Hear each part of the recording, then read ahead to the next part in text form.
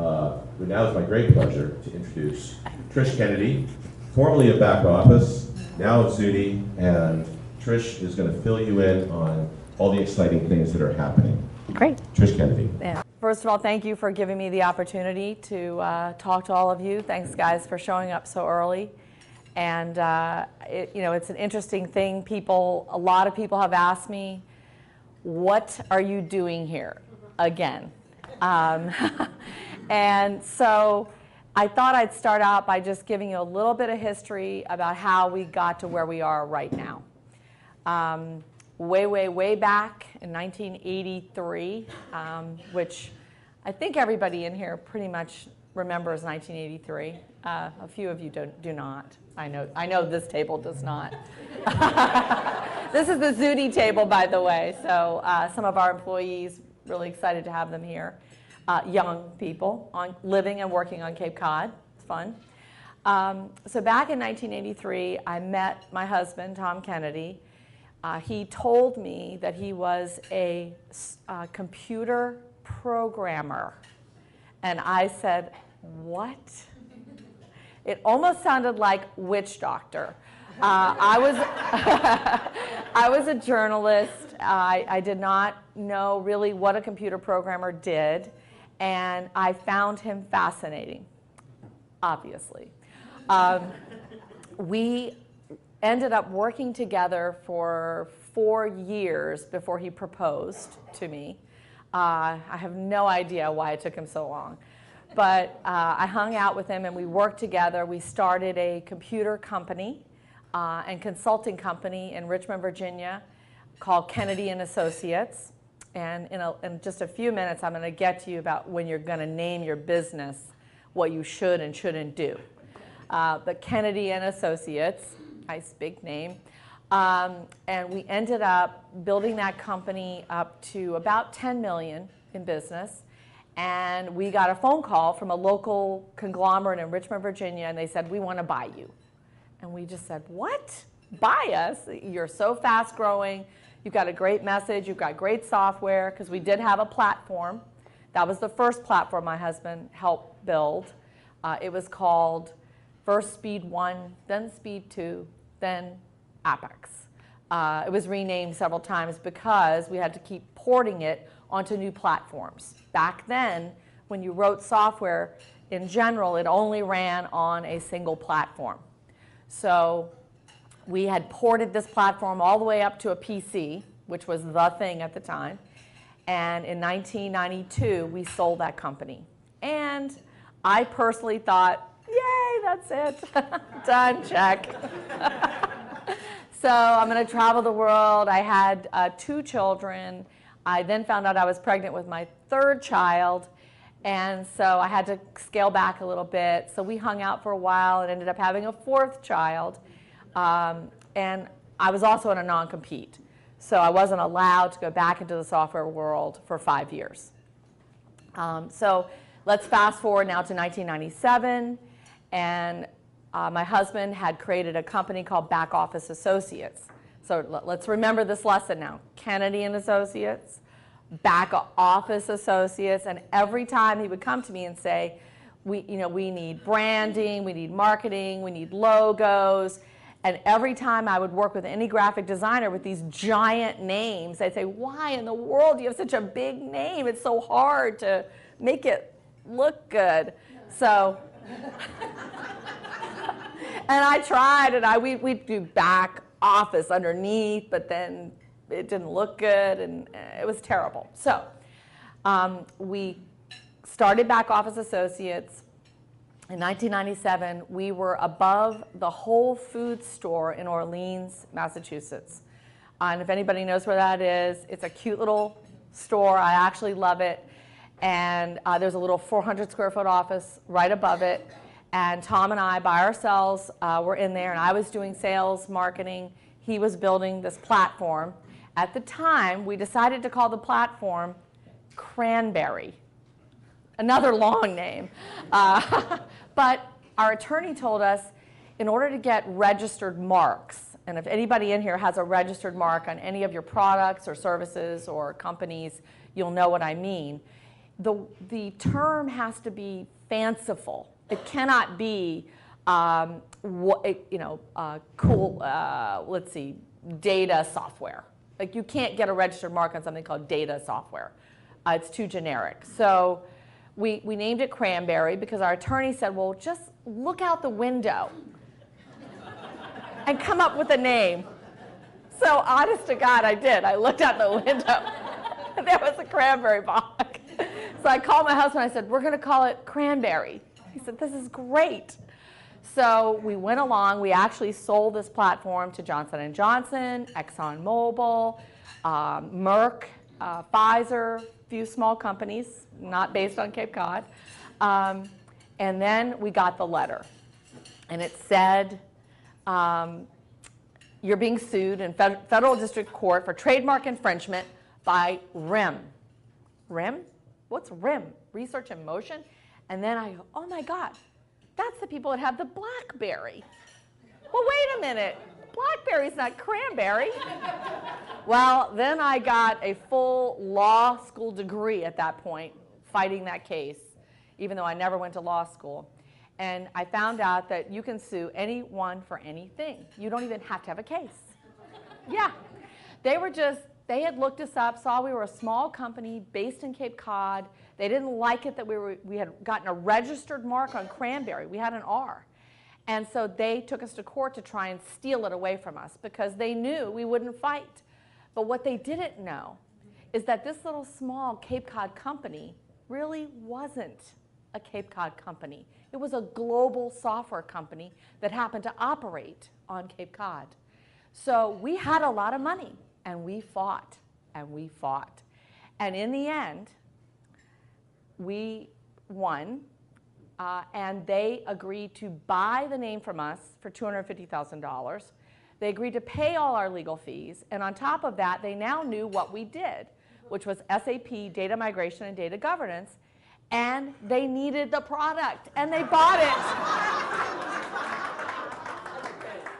Wow, that is a really tough way to get a customer. Believe it. So here we are now. We've won this case, and we renamed the product CranSoft, because we were hoping Microsoft might sue us. So anyway, that didn't happen. We went on to build that company right here in the Harwich headquarters, which I'm sure many of you have seen that building, which used to be in its very original life a lobster processing plant. When we bought it, it had been the headquarters of the May Institute. And we renovated that building, ran back office out of there. It was a global company. We had offices all over the world. They still do to this day. And we became, very successful right here on Cape Cod. We found great talent here. There is incredible hidden talent, and I won't tell you where it is because I want it all. This table has a lot of it right here, really. So, and no, you can't hire them. So here we are now. We've built this global company on Cape Cod, and we get a phone call. Goldman Sachs. Goldman Sachs. We want to partner with you and take you public. Whoa, this is cool. Oh, Cape Cod, great, but public, yes. So we said yes. We signed on the line. Goldman shows up and starts to teach us how to run a public company, because before you can go public, you actually have to run your company like it's public. You can't just show up and say, we'll figure it all out as we go along. And Wolf & Company, that's here today, which is one of our customers, thank you for coming, runs a large accounting practice, and they can tell you it's really, really hard to get ready to go public. So we started on that path, and it ended up not the way we wanted for lots of reasons. Goldman decided to buy us out. They didn't think that we were the right fit for our company. So, yeah, right? Okay. So anyway, they bought us out. They gave us a lot of money. I admit it. I am in the 1%, and I'm proud of it. Because I came from the bottom 10%. So my mother was a cashier in a grocery store. My father worked in a silk mill. And I went to school on scholarships, and I am a product of public education. So there you go. As well are my children. And Michael happens to be here, and he went to Nauset High School. And so I will just tell you that public education is still our best option. So we should protect it. All right, so back to Goldman buying us out. Here we are. Now we have a lot of money, a lot. And my husband is 63 / almost 64. And I'm thinking, okay, check, now we're retiring. And so he comes to me and he says, I got one more thing I have to do. And I'm thinking, what? And he says, I've got one more thing, and it's called vinyl. He already had a name for it. I thought, vinyl? What is vinyl?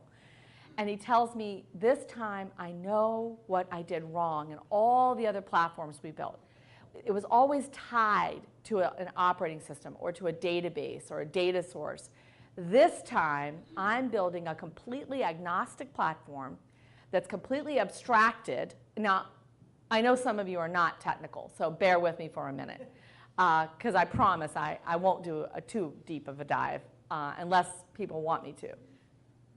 Okay. Total silence.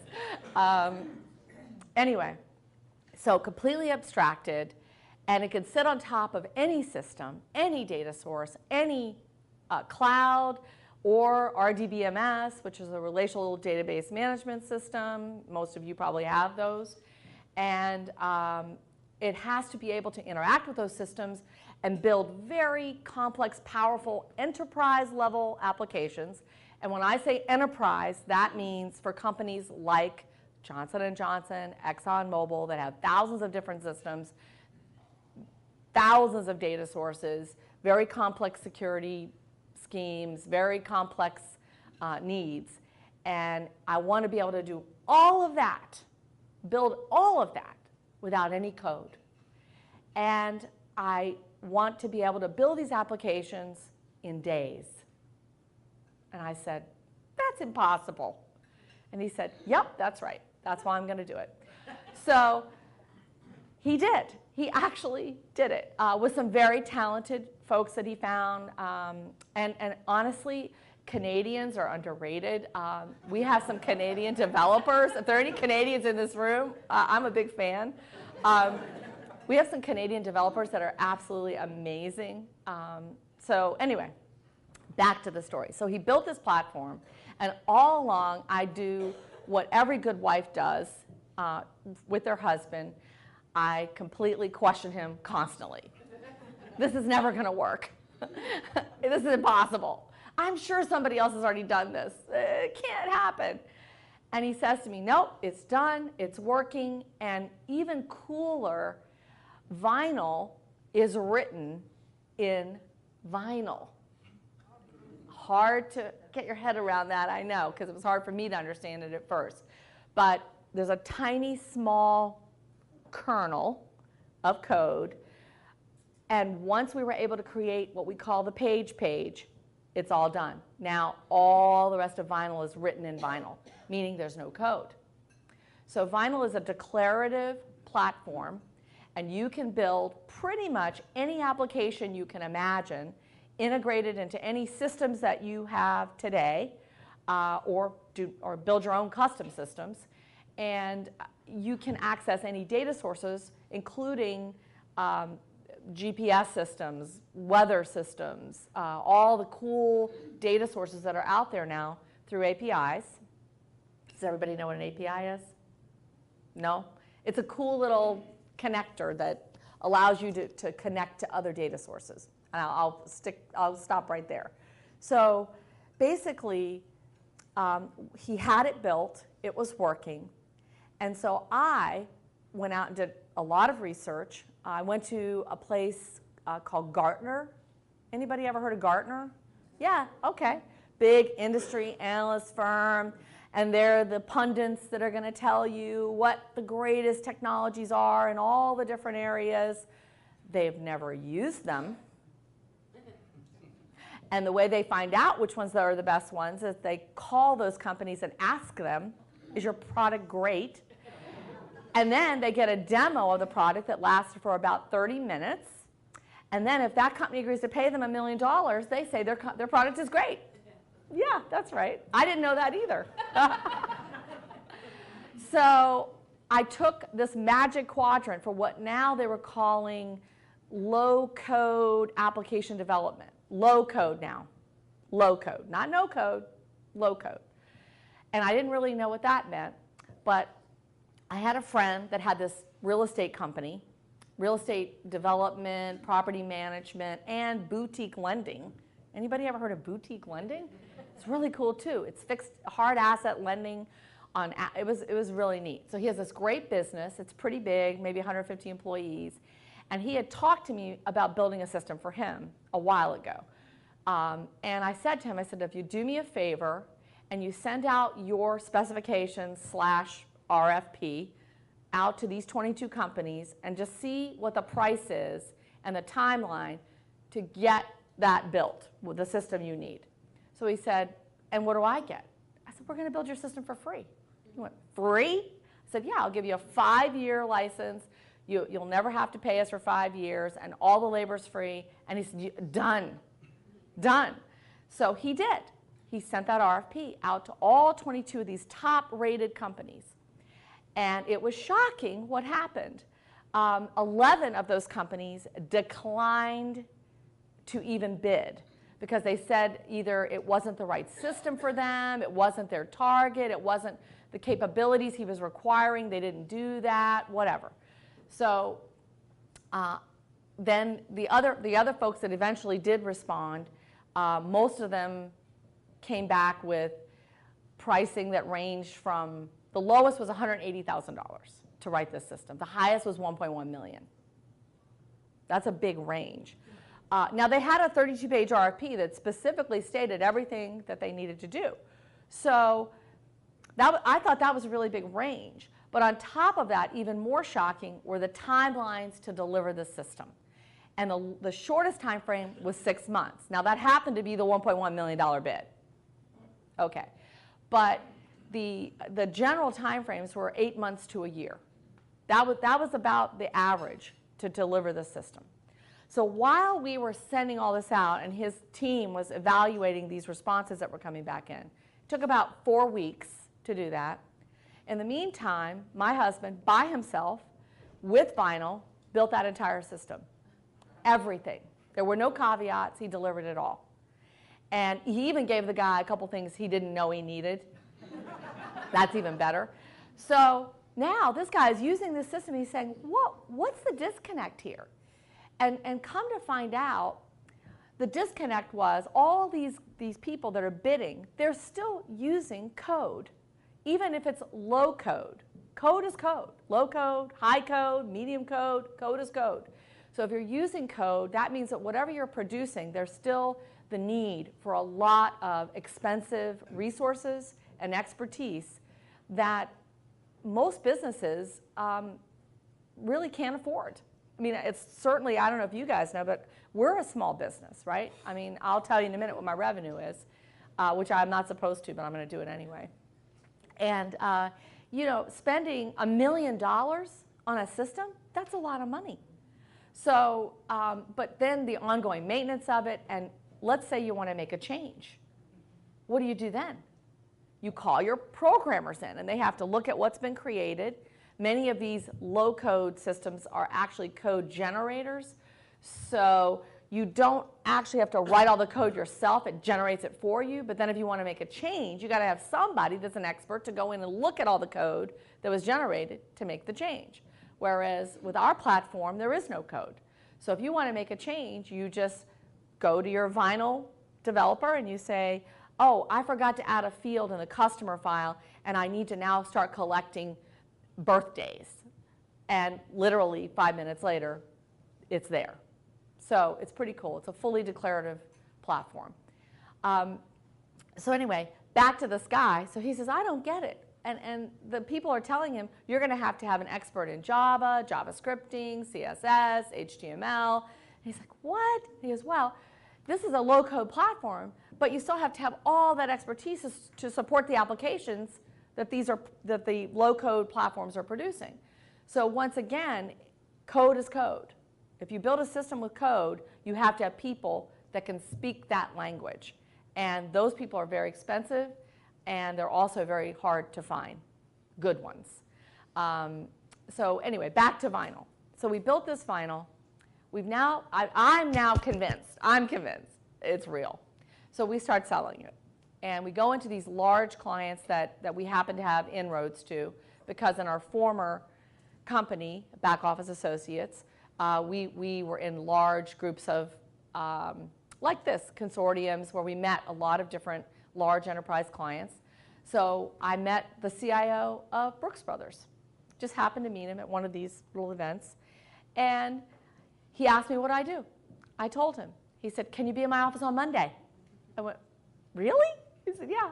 Sure enough, we go over and he says, "I have SAP, I have this point of sale, I have this manufacturing system, I have this fabric inspection system, blah, blah, blah. Can you bring all that stuff together and give me the type of flexibility and visibility that I need without spending having a 2-year project and all these resources, 25, 30 resources, because that's the bit I have right now to do the next thing I want to do." So we took a look at it, and we literally put one person there and built what he needed in 2 weeks. It was a 2-year project. That's what he had been bid. We did it in 2 weeks, and he was shocked. So of course, they bought everything. They bought our licenses, which honestly are not that expensive. We should charge more, and he loves it. So that he told another friend. Now we've grown. We have a lot of clients. But even more shocking to me was the phone call I got from the owner of Mid-Cape Home Centers. I went, "Hello? What? Who? You own it? Oh, okay. And I need help." I went, "Well, but we don't do anything on Cape Cod. We do big companies." "Why?" He said, "Why?" And I said, "Well, because we're for big companies." And he said, "Well, you mean you can't solve my problem?" I said, "I don't know." So I told my husband. My husband said, "I'll go over there." I said, "No, you're not." "Yes, I am." He goes over, he talks to the guy. Sure enough, Jeff Plank. Jeff tells him what he needs, and we actually solved it. Quick and easy, affordable. Saved him about $150,000 a year in fees that he was paying. So he said, "Wow, you guys were free." I said, "Well, I should have charged more." Again, I'm learning. So anyway, we've been called by several companies on the Cape, and we are helping them. And I never really planned to have any customers on Cape Cod, but it's turned out that actually we can help people on Cape Cod too. So if you're interested, there is a gentleman here. His name is Andrew Maker with the glasses on. Andrew is our local. He lives on the Cape, and he's actually a brilliant technologist, understands technology a great deal, and would love to talk to you about what your problems are and how we might solve them. Now back to the name. So everybody wants to know, why Zudy? Okay, so remember, Kennedy and Associates, Back Office Associates. Now we have to name this thing. So he's already named the platform Vinyl, and everybody says, why vinyl? It's the purest sound. So he wanted people to understand that this is the direct, your brain directly to this platform, and you get exactly what you are thinking, exactly what you need, versus you thinking of something, telling a programmer who's going to build code, translate your thought into that code, and then make that computer do something, and actually rarely does it do what was in your brain when you see it. You go, "Oh, no, that's not what I meant." So I don't know if that's happened to anyone here, but I know it happens to me a lot when I used to have to do that. So back to the name. Here we are. What are we going to call this company? And Zudy, where did that come from? Well, it was a 4-letter .com that we could afford, right? Because they're very expensive. And you can say it, you can spell it, Z-U-D-Y, and it's very short and it's easy to make look good. So, and on top of that, even better, put Zudy in Google, and what do you get? You get me. right? You get Zudy, Zudy, Zudy, Zudy, Zudy. Every hit on Google is us, and we paid no money for that. So that's cool too.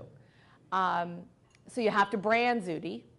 So now we have to brand it because nobody knows what Zudy is. It doesn't even exist. I know because I typed it in Google. There was nothing. Do you know how hard that is to type something in Google and there's nothing? There was nothing. I was really excited. So we immediately registered it. And now I'm thinking, how am I going to brand this? I don't know. But I happen to be a big Patriots fan, in case you didn't know that. And they call me Team Mom. I do know all the players. I go to every game. It's my little side hobby that I did before I got busy with Zudy. And so I thought, wow, the Patriots and Tom Brady, and oh yeah, maybe they get a lot of eyeballs. So I talked to the Patriots. They talked to me, and they said, hey, you know, how about the backdrop for all the press conferences? And I thought, oh God, I don't know. How many people watch that? Really? Okay, so here it comes. Here's where the luck comes in. And yes, it really does take luck, and we all know that. So I signed the contract, and it was expensive, I'll admit it. And then the next day, we learn that Tom Brady is going to be suspended for 4 games. And the next thing I know, Robert Kraft, the first press conference now, Robert Kraft is doing on CNN Worldwide. And right behind his head is Zudy. That's luck. Although it was very unlucky in a way, but it turned out okay, right? Super Bowl. Okay. So that was good. And I think all of our website went down and crashed because so many people were hitting us. It was terrible. But we fixed that problem. And it was fun. It was a lot of fun to have that type of recognition. And I'm sure some of you have seen it. And you'll continue to see it. We're a very strong partner with the Patriots. They help us in many ways, not just with the backdrop. So it's a great partnership. So here we are. We've got Zudy. We're back on Cape Cod, and actually in the same building. Well, how did that happen? Well, Tom and I decided a long time ago that no company that we ever owned would own real estate. It's not the right thing for your company to own real estate in general. So Tom and I bought the building personally that back office moved into, and they leased it from us. So it just so happened that in March of this year, back office's lease was up, they moved on, and we took the building back. So we're back. And am I supposed to take questions? Can I take questions? Okay. Because I feel like I see people out there, like a couple guys back there keep going like this. So anyway, vinyl's cool. It's a great way to build applications. I think it's the only way. Once you start using this product, you won't be able to turn back because it's so fast, it's so responsive, it's so powerful. You'll wonder, why in the world did we ever build all that code? But it's also, it takes an effort, it takes some risk, and I tell people all the time, if you really want to innovate, you're going to have to take risks. If you're not willing to take risks, spend some money, and even more importantly, put the effort in to break through the politics, because I'll assure you that every account we've been in, we hit those politics every time where the IT department says, if there's no code, it can't be good. It's weak. It has dead ends. I've heard it all. They're the dead end. This is the future. And I can tell you that because in less than 2 years, 18 months now, right, this no code, which honestly no one is really purporting to have no code. All of these vendors out there are saying low code. But we have now gone over 17 million in 18 months. It's real. It's working. And we're doing it, from Miami and from here. And we are seeing amazing adoption rates. And once the IT department gets used to it and starts using it, they even say, wow, all that effort that we used to have to put in, and now we literally spend, a day, and we have more than we would have had in 6 months. So it's a really amazing product. Now I'll take questions. Yes? Yes, sir. So once a customer signs on with you and has this wonderful experience and is using your platform, how dependent are they on your team on an ongoing basis? And I realize that there are a lot of parameters, but... That's a great question. Okay, That's a great question. Okay, so here's what I'll say. We have many, many customers now, and their IT departments and their subject matter experts, their business analysts, are also using Vinyl. And the training class is generally 3 days. We like to take a good 3 days to get you in the beginning class. And then once you've been using it for a while, we'll bring you back and do an advanced class when you're ready for it. But they also do augment their efforts with our team. We have solution architects who aren't just Vinyl developers, they're actually business consultants who help you start to think about application development in a different way. Because imagine you could build anything in a day. What would you build? You have to really think about that. So, and also the other thing that Vinyl allows you to start doing is taking bigger risks. Because if we can help you build something in 2 weeks and it ends up not being exactly what you wanted or you don't like it at all, you can throw it away. You spent 2 weeks, right? Not 2 years. So we allow companies to start taking risks they could never take before because of that. So yes, there is augmentation, but in general, most of our clients have full teams of people using it and only using our team for what I would call the highest level architecture consulting and the highest level solution solving, right? That's really what they use us for. Very, very few of our customers have to use us to build Vinyl apps. They use it themselves. Yes, sir? 1985 Cape Cod, 2017 Cape Cod. We all live here, work here, come here. You know, we all know the complaints about the Cape. Is there any difference between the two that you see from your perspective? You're starting 2 businesses in 2 different eras. Can you talk about what, the resources that are here that we don't know about? Well, I will say that we're in Harwich, and we were in Harwich for back office, although we started in Orleans. And Orleans never really knew or cared we were there. Honestly, they did not. Harwich cared. I was pretty much immediately called on by a selectman when we moved in, and they took a very proactive approach with us, with helping us. And I'll tell you, when they found out that we were coming back, they threw a party for us. So the difference is we're a known entity now, so we get a little bit more attention. People know that we bring jobs, we bring success to the Cape. But I will tell you, when we first started in Orleans, above the Whole Foods store, I mean, honestly, anything I had asked for from the town, everything is no, we don't do that, no. I went to the bank. It used to be Bank Boston down on the corner in Orleans, and I deposited the first check I got from ExxonMobil, which was $150,000. And the clerk gave me my deposit receipt back, and it said $15,000. And I looked at it, I said, I won't say his name. I think he retired now. But anyway, I handed it back and said, I think there's a mistake. So he looks at it, he takes the check, he looks at it, he went, oh my God. And he looks at it and says, what is it that you guys do? I said, we build software. He went, oh, okay. And that was the end. That was the only person I ever asked in Orleans. That's it. We were building literally a global company right there in Orleans, and nobody even cared. So when we moved to Harwich, we actually saw the benefits of a town taking an interest in a technology business. And they helped us. They gave us advice. They didn't give us everything we wanted. And I will tell you that the building that we're in now, when we had to move into it, they wanted us to put an elevator in it. There was something about the code and whatever. But it was just cost prohibitive at the time. And we were still a small business.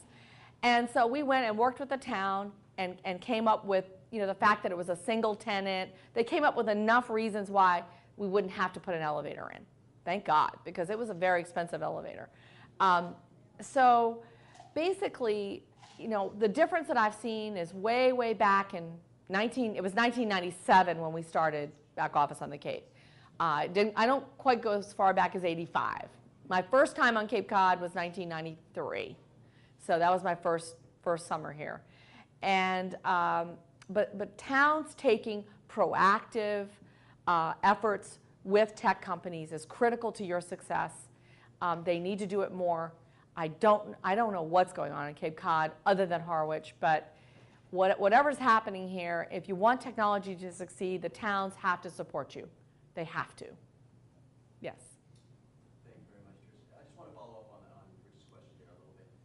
As a town official in my town of Bourne, I'm not trying to woo you over to Bourne. Go ahead, try. Listening. But as a selectman, I'm trying to think, how can, specifically, what kind of asks would you have for a municipality or for a region? Well, I'll give you a really, Infrastructure, is it- yeah, I'll give you a really simple, infrastructure is key. I mean, we need access to the internet, high-speed access, yes. And I know we're working on that. It's critical. Back when we had back office and we moved into that building in Harwich, there was no high-speed anything. We had to pay to bring in our own T3 lines, which was very expensive. We could afford it at that point because we had built ourselves up to the point where we could afford that. But it is, the infrastructure is critical to any, you know, small tech company trying to grow. You're going to have that. But I'll also tell you that the arcane processes in these towns, first of all, you're not digital. Everything is call, paperwork. I need a sign. Come down here. Get the thing. Fill it out. Bring it back. Put it in this thing right here. And then Margie, you'll take it over there, put it in another little thing. And then 45 days later, maybe you get the sign, maybe you don't. Because we don't like signs here. We don't want anybody to have a sign. Okay. So what did I do? Before I filed, I called my selectmen and I said, we're going to be putting in a sign application. I don't want any trouble here. I know it's really a problem, this sign. Well, what kind of lights are you going to have on it? We're going to have a little light, just a little light, okay? Just a little light. Okay, so come on, guys, get over yourselves. Let us have a sign. Come on, it's not that bad. And we do. We have a really small little sign. It's kind of nice. It's not overboard. But that just to get that approval with a selectman pushing it through, what was that? 45 days? 60 days? 45 days. Ridiculous. It should have been 1 day. I should be able to put my thing in digitally, and the person in charge of that looks at it, approves it, and then I get my permit. Done. Why isn't it like that?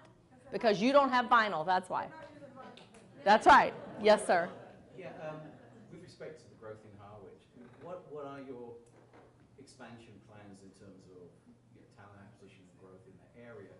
And then, in general terms, with the employee base in this area, do you think the absence of a 4-year school in commutable distance is going to have any impact on any growth strategy you may have for technical resources?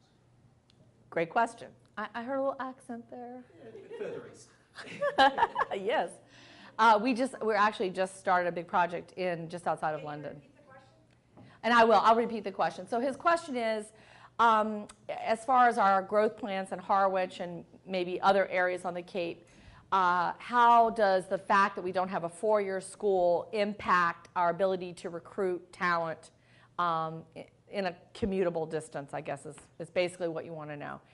And I'll just say that, again, there's a lot of hidden talent on Cape Cod. And I know there's some of you in this room, so keep that in mind. I'm always looking. But no, we have not found that a problem. We have what we call the app factory in the building in Harwich. And I would say the average age in that app factory is 24. Thank you. Thank you, Michael. 24. And these are really sharp people that we've recruited either from the Cape or just off the Cape. So we have not had that issue at all. The reverse commute is not that bad, by the way. coming onto the Cape to work and then going off. It's really not that big a deal. If people are going to go from here to Boston, then coming from here on the South Shore is not that much. It's not that bad. Although I would advocate living on the Cape. I think it's a great place to live. I do. It's got a lot to offer. Although I know for young people, I get it. We need more nightlife. We need more culture. We need more of those things. We need restaurants that are open. What is this restaurant thing with? Oh, I'm sorry. We're open Thursday until Sunday at 3. What? Well, what about Monday, Tuesday, Wednesday? What about that? I had a business dinner on Monday night this week, a big business dinner. I could barely find a restaurant open. It was tough. So anyway, open your restaurants, please. On TV, restaurant owners, open your restaurants. Yes, sir. You mentioned low code and no code. Trend-wise, with someone who has a daughter who will become a computer science major, should be changing her major? Is this a trend that's going to continue throughout the web? That is a great question. Okay, so the first thing I would say is no, don't change your major, finish up. Learning how to think about data models, data hierarchies, data structures, those are all very critical elements to what we do. So just because it's no code doesn't mean you don't have to be smart and understand systems and architecture. All of those things are critical. You still need all of that knowledge. But what I would say is the biggest problem with all these schools, and I'll go MIT down, is that the technology that they're training you on is 30 years old. Come on. How often do you have to change your phone? Think about that. Was it every 2 years? If you don't change your phone every 2 years, it stops working. Okay? And everything is different, everything is new, upgraded, constantly improving. Well, your software and your system should be the same way. You should be constantly moving forward, taking those risks and innovating. And if you're not, then your business will suffer and possibly disappear. And just ask a lot of businesses that are disappearing right now because they didn't pay attention to digital transformation. You've got to pay attention and you've got to take those risks. Otherwise, you're doomed. Yes, Bert? You mentioned you have some Cape Cod clients, and without outing them necessarily. Can you tell us a little bit about the kind of services and how they're using Zudy? Sure. So primarily right now what we're doing is what I call the significant pain points of these companies, where they're spending some money, maybe a lot of money, on things that we can digitize or automate in some way to save them a lot of money. So it's a real business value proposition. And for instance, as I said, the Mid-Cape story about the payments that he was making for just standard processing of ACH, we were able to change that so that he no longer had to make those payments and automated direct. So, I mean, that's just one example, but we also are working with other companies to change the way they interact with maybe their suppliers. I don't want to go too much detail, but if you're paying a lot of money dealing with your suppliers and it's not fully automated, that can cost you a lot of money. Also, if you do any type of transportation, routing, it can also cost you a lot of money if you're not routing correctly. So we help digitize some of that. Also, HR processes where maybe you're not completely compliant in certain things because it's too expensive, and we're able to come in and fix that because we can automate it very quickly and bring you into compliance without you spending a lot of money. Things like that. Yes, ma'am. I'm trying to better understand the software, and I'm not a computer geek. So, Okay. But here's Me neither. a possible solution for something that we're encountering, which is data that's MSQL data, Mhm. and we then translate that into QuickBooks, whether it's a bill or an invoice, and various other QuickBook products. How would you provide a solution? Because right now we can't import the data automatically. Right. It's QuickBooks. Yeah, they have a proprietary database, and it's a pain. So do you And they're not very open, and they're difficult, and I know, because we use it. We're replacing it because it's so That's closed. what you would do, is basically replace it? We did. We had to because it's so closed. Yeah. And it's very limiting. I mean, we are replacing QuickBooks just because it's not able to scale with us. It's not very scalable. You know, once you hit a certain point, there are just a lot of things it can't do. That said, her question was, how do I integrate some SQL data back into my QuickBooks? Not so easy. It's easier to go the other way and let us take the QuickBooks data and you know, give you visibility with the SQL data outside of that. It's easier to do that.